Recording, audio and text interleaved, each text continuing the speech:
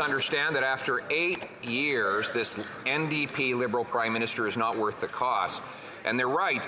According to the Parliamentary Budget Officer, this Prime Minister's carbon tax will cost the average Nova Scotia family $1,500. That's why the Nova Scotia legislature voted unanimously, Liberals, Conservatives and NDP, to call on federal MPs representing the province to vote with the common sense Conservatives to spike the hike. Will he allow a free vote so Nova Scotians can vote for their constituents rather than the party boss? The Right Honourable Prime Minister. A family of 4 in Nova Scotia gets about $824 back in the year for the price on pollution. The Canadian carbon rebate delivers more money in the pockets of 8 out of 10 Canadians right across the country. The Leader of the Opposition wants to take away those Canada carbon rebate checks from Canadian families, where 8 out of 10 families do better, even with the price on pollution. It's a way of fighting climate change, of building a safer, more prosperous future, and putting more money back in the pockets of Canadians, something he wants to take away. The Honourable Leader of the Opposition. The Prime Minister has finally done something helpful when it comes to math. He says that his rebate for Nova Scotians is $850. Well, the Parliamentary Budget Officer confirmed that the cost is $1,500 for the average Nova Scotia family.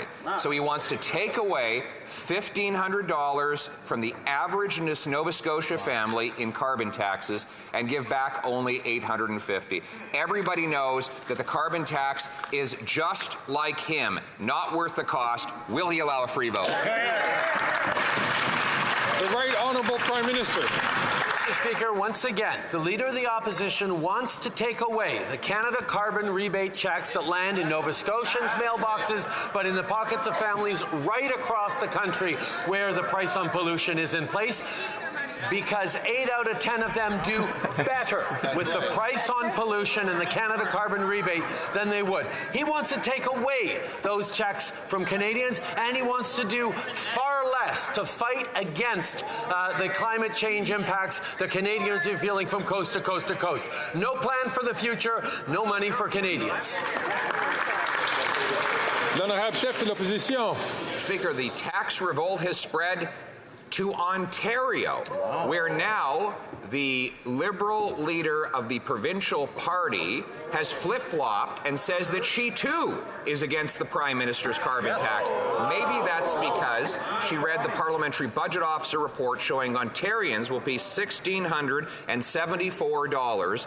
That's more than $600 more than the rebate in that province. So, will the Prime Minister allow his Ontario MPs to have a free vote on our common sense Conservative motion to spike the hike?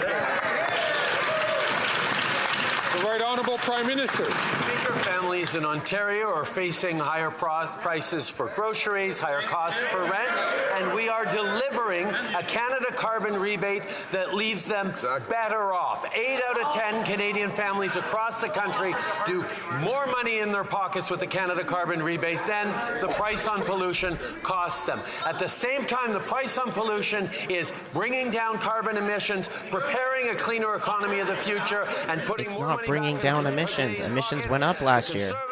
It doesn't make any sense. Canada carbon rebate checks. We're going to continue to support families on affordability and fighting climate change. The Honourable Leader of the Opposition. Right from the Parliamentary Budget Officer's numbers, he says $1,674 is the cost of the average Ontario family, and the rebate is only $1,047. So Ontarians are paying more than they get back, just like British Columbians, where the NDP government is administering the federally mandated carbon tax.